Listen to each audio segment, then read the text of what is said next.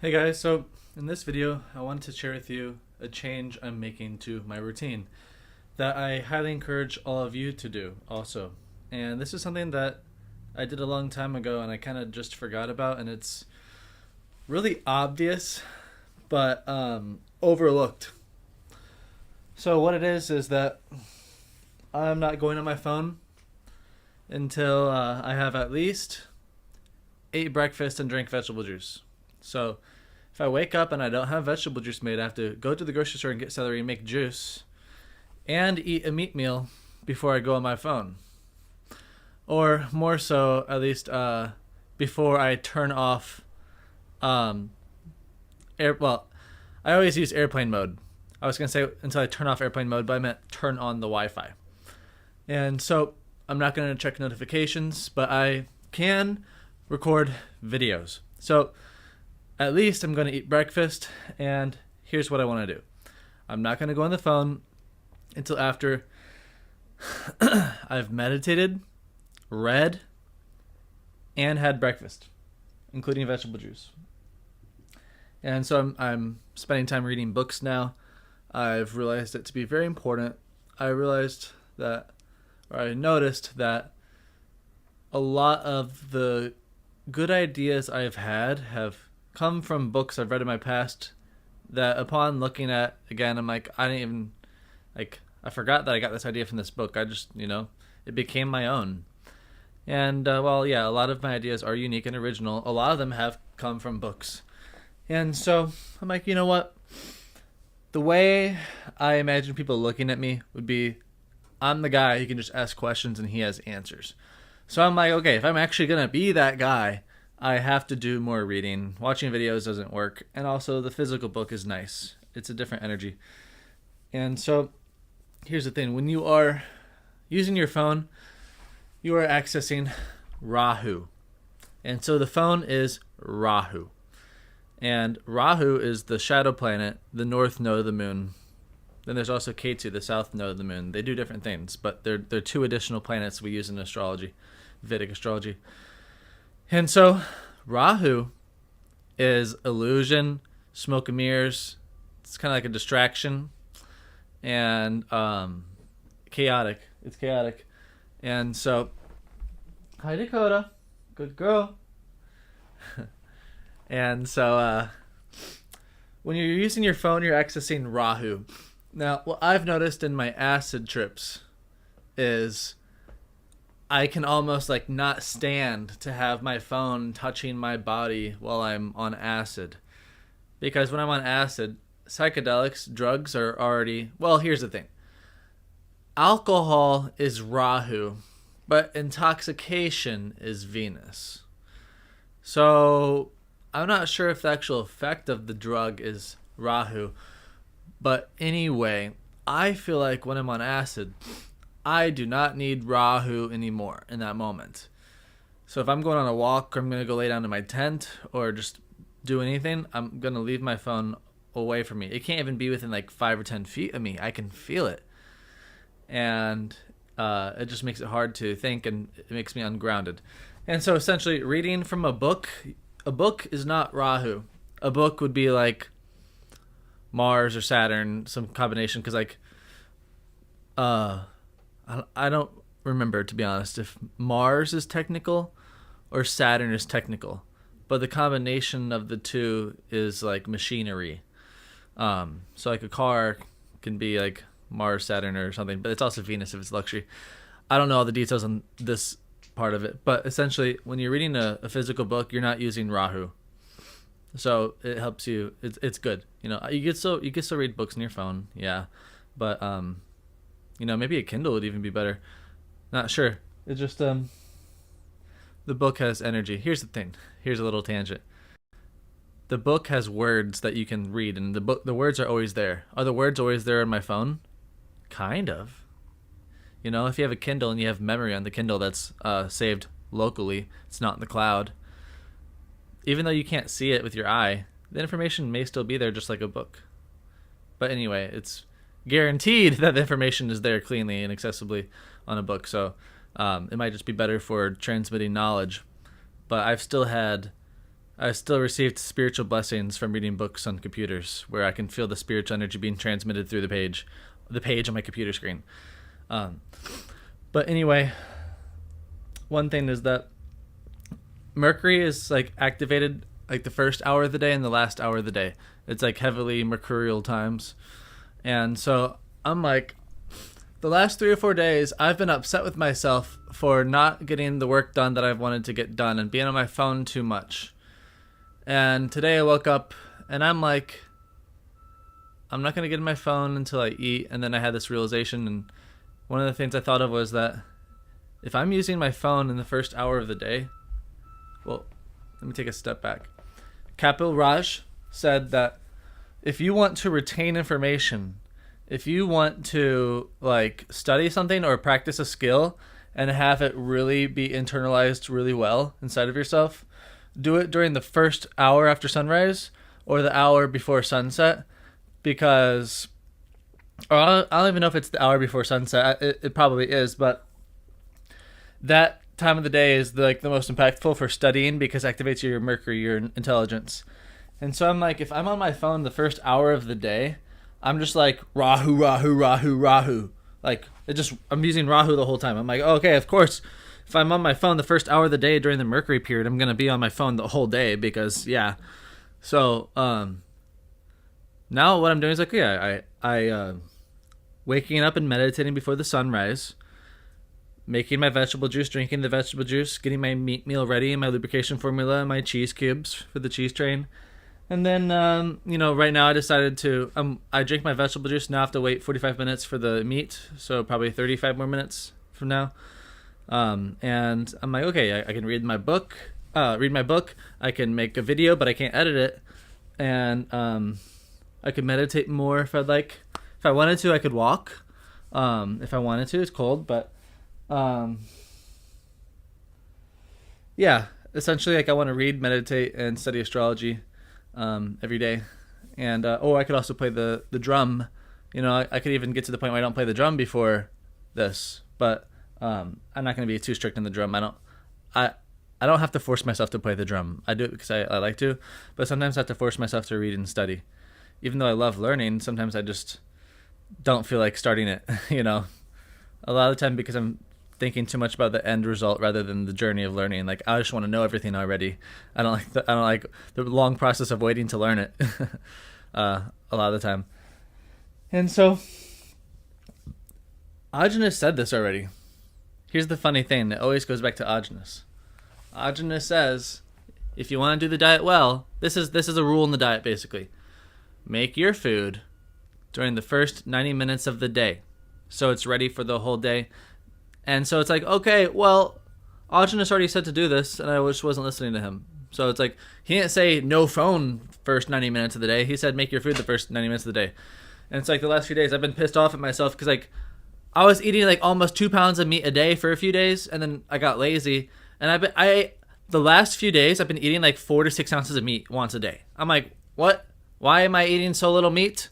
I'm like, you're supposed to be like Mr. Bodybuilder man getting strong right now for social media and for yourself. And I'm like, what are you doing? And it's just because like I wait till like 1 or 2 p.m. to eat my first meat meal, and I've spent like 3 to 5 hours a day on my phone the last few days. And so that's led me to this realization. And so if you're waiting until the afternoon to eat your first meat meal, it's like you're not gonna have time. Like that, if you're eating your first meat meal at 1 p.m., like that should already be your second meat meal. And so when I was 18, I was Mr. Routine Guy. My life revolved around routines. I would always be fantasizing routines and trying to do them. Like 4 a.m. wake up, 4:05 be ready to walk or roller skate. Roller skate 5 laps around the apartment complex. Come back, it's 4:25, 4:35, you stretch, meditate. Okay, it's 5:30, take a shower, 5:45, get out of the blah, blah, blah. Like, I used to time my day like that. And so, here's life hack. Okay. If you want to be truly successful, your morning routine should be extensive enough to where if you wasted the rest of the day, you would still be making progress. So let's say you have a really, really strict every single day, 3-hour morning routine. Even if you bullshit the rest of your day, you still got more done than a lot of people. Like truly productive time. How productive are most people? 1 or 2 hours a day, max. Really? And going to a job and making money isn't necessarily productive. I'm talking about like actually doing something meaningful. Not just sitting behind a cash register waiting for your shift to end, for example. And so the other important thing is the sunset. It's what I used to say. I always come back to what I used to say, what I used to teach that I kind of forgot and have to come back to and realize the second time. I'm like, why did I ever stop?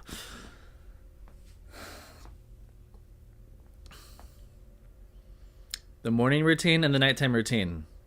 Mercury the first hour, Mercury the last hour before sunset. The times to put things in your brain. And so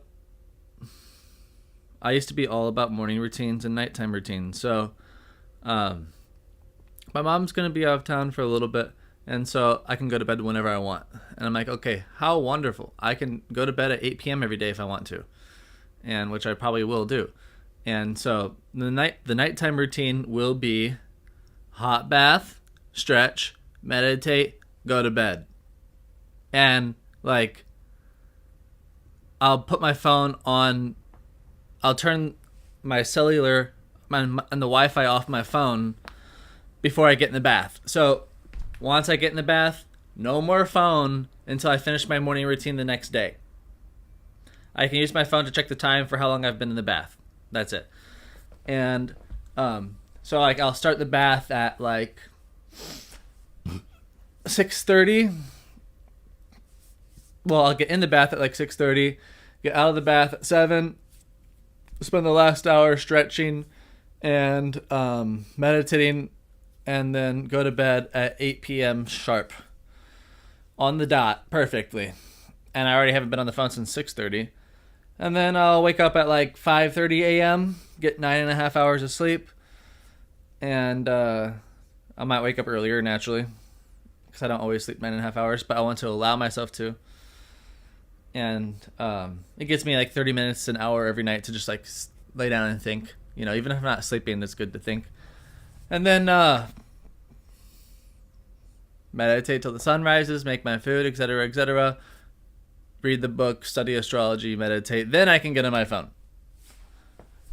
And so like I just want to be incredibly productive. This is what I've dreamed of for such a long time, and I've just fallen away from it. But now that I've decided to settle down in my mom's, I'm like, I can actually get onto a routine for real now. And so I've been just like, what's wrong with me? Why can't I do it? When am I going to finally have the willpower to do it? And this morning I'm like, you just need to not be on your phone for the morning routine and then go on your phone. I'm like, I can do that. I can do that. And it's not that hard. And really the no phone thing that time is super important. You could even think of it just as because of the Rahu. But, oh, hey, look, am I on Rahu right now because I'm talking to the phone screen? Kinda, but I consider it acceptable because I'm not scrolling. It's not going to result in me wasting time. I'm sharing good information. And this is the time of the day where I'm usually the most clear, usually the sharpest. If I get too high before my first meat meal, sometimes I'll begin to lose my train of thought. So sometimes it's better that I eat my first meat meal before I start recording. I am high right now. I ate it, what time? I don't know. I ate it at like 6:40 a.m. Because I'm like, okay, you're going to do this new routine. I was kind of feeling like a little low motivation. I'm like, I'll just get high and then I'll have a great time. And that's what happened. I chewed some weed.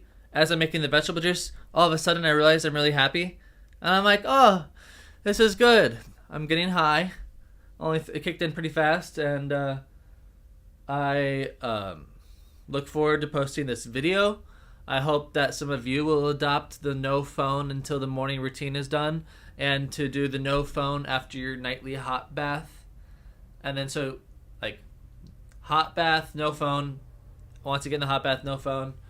And then, unless, for example, you're watching movies in the hot bath and that helps you stay in or something, maybe.